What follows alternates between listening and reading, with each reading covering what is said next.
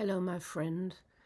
I want to speak to you today about how to be good in a world that is not always good and that is often constricting, obnoxious, toxic, unwelcoming, unpleasant, and hostile. So, you're watching this, it probably is, because you do know that you are basically a good person. And by being a good person, I mean you are a person who is in the world not just for their own benefit, their own profit, their own self-interest, but who actually wants to live in the right way and who wants to contribute something to the world, who wants, in other words, to make the world a better place.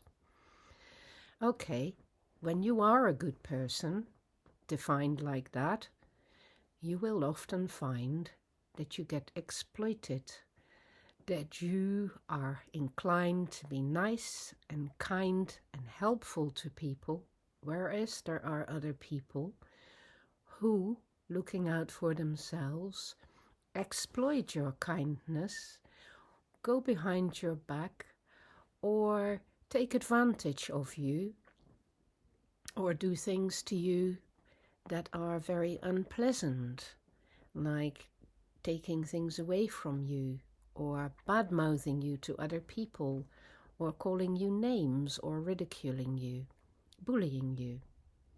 When you are a good person, you are much more likely to get bullied, to get exploited, to get used, and to end up in relationships that aren't very good for you. So what do you do about that? Well, this is about learning that it isn't all about being good. If you want to use your goodness for the best of the world, you also have to be capable of standing your own ground, and you also have to be able to say it as it is. And you also have to be able to push people away when necessary. And you have to be able to say no sometimes as well as yes.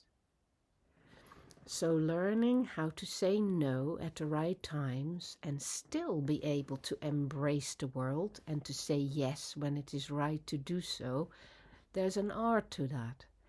It is really about learning how much you can take on and when you need to put down the boundary and be cautious, protect yourself, and keep yourself safe again. So that should always be your first thought. How can I keep myself safe? Second thought, how can I base myself in my own strength? Third thought, how can I examine whether what I open myself up for in the world is actually trustworthy, reliable?